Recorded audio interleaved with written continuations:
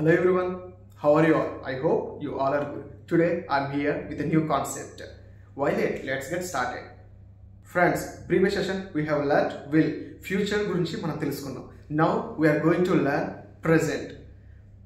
Present అంటే అది ఎప్పుడు యూజ్ చేస్తాం? Present ని మనం ఎలా వాడగలం? అసలు present లో మనకి ఏమేమి వస్తాయి? ఫ్రెండ్స్ చూడండి, present అంటే ఇప్పుడు ఉన్నదాన్ని present అయితే కాదు.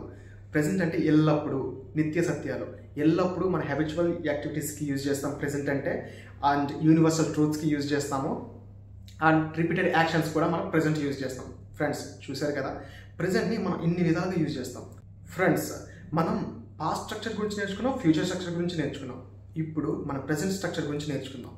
నేను పాస్ట్లో బైక్ నడిపాను అంటే ఐ రోడ్ ఏ బైక్ అంటున్నాం. నేను ఫ్యూచర్లో బైక్ నడుపుతాను అంటే I will ride a bike అంటున్నాం. కానీ నేను ఫ్యూచర్ గురించి పాస్ట్ గురించి చెప్పట్లేదు. నేను ఎల్లప్పుడూ బైక్ నడుపుతాను అంటే I ride bike every day. నేను నిన్న ఆఫీస్కి వెళ్ళాను అంటే ఐ వెంట్ టు ఆఫీస్ అని ఎస్టర్డే అంటున్నాం. నేను రేపు ఆఫీస్కి వెళ్తానంటే I will go to office tomorrow అని అంటున్నాను.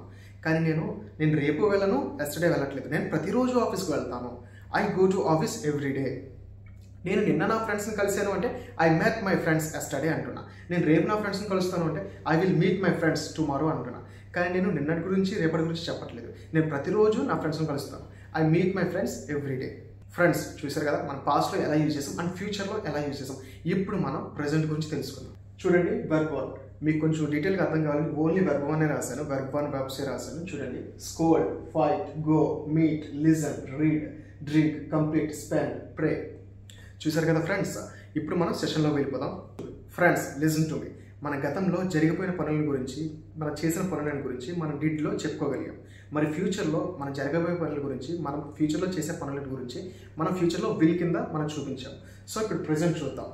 I go to college every day. You go to college every day. They go to college every day. We go to college every day. I pray to God every day. You pray to God every day. They pray to God every day. We pray to God every day. నేను ప్రతిరోజు walk చేస్తాను. I go for walk every day. You go for walk every day. We go for walk every day. They go for walk every day. చూడండి, నేను ప్రతిరోజు ఆఫీస్కి వెళ్తానంటే I go to office every day అంటున్నా. మీరు ప్రతిరోజు ఆఫీస్కి వెళ్తారంటే you go to office every day అని అంటున్నారు. లేదు, వాళ్ళు ప్రతిరోజు ఆఫీస్కి వెళ్తారంటే they go to office every day అంటున్నాం. లేదు, మనము ప్రతిరోజు ఆఫీస్కి వెళ్తామంటే we go to office every day అని అంటున్నాం. కానీ హీకి, షీకి, ఇట్కి అలా కాదు. వీటిని మనం థర్డ్ సింగులర్ పర్సన్స్ అని అంటాం. సో వీటికి ఎస్ కానీ ఈఎస్ కానీ యాడ్ అవుతుంది. ఫ్రెండ్స్ చూడండి, ఎస్ కానీ ఈఎస్ కానీ యాడ్ అవుతుంది. అతను ప్రతిరోజు ఆఫీస్కి వెళ్తాడు, he goes to office every day. ఆమె ప్రతిరోజు ఆఫీస్కి వెళ్తుంది, she goes to office every day. అది ప్రతిరోజు ఆఫీస్కి వెళ్తుంది, it goes to office every day. Friends చూసారు కదా, ఇది పాజిటివ్ సెంటెన్సెస్ అనమాట. ఫ్రెండ్స్ చూసారు కదా, ఇప్పటి వరకు మన పాజిటివ్ సెంటెన్సెస్. ఇప్పుడు నెగిటివ్ సెంటెన్స్ ఎట్లా చెప్పాలి? నేను ప్రతిరోజు ఆఫీస్కి వెళ్తానంటే I go to office every day అంటున్నా. మీరు ప్రతిరోజు ఆఫీస్కి వెళ్తారంటే you go to office every day అని అంటున్నా. లేదు, వాళ్ళు ప్రతిరోజు ఆఫీస్కి వెళ్తారంటే they go to office every day అని అంటున్నా. లేదు, మనం ప్రతిరోజు ఆఫీస్కి వెళ్తామంటే we go to office every day అంటున్నా. ఇప్పుడు నేను ప్రతిరోజు ఆఫీస్కి వెళ్ళను, మీరు ప్రతిరోజు ఆఫీస్కి వెళ్ళరు, వాళ్ళు ప్రతిరోజు ఆఫీస్కి వెళ్ళరు, మనం ప్రతిరోజు ఆఫీస్కి వెళ్ళాం. ఇవి మనం ఇప్పుడు నెగిటివ్ సెంటెన్స్ ఎలా చెప్పాలి చూద్దాం. ఫ్రెండ్స్ నేను ప్రతిరోజు ఆఫీస్కి వెళ్తున్నానంటే I go to office every day అని అంటున్నా. నేను ప్రతిరోజు ఆఫీస్కి వెళ్ళను, I don't go to office every day. Don't వచ్చి పక్కన వెర్బ్ 1 రావాలి. ఫ్రెండ్స్ చూడండి, మీరు ప్రతిరోజు ఆమెతో ఆర్గ్యూ చేయరు, you don't argue with her every day. వాళ్ళు ప్రతిరోజు మూవీకి వెళ్ళరు, they don't go to movie everyday.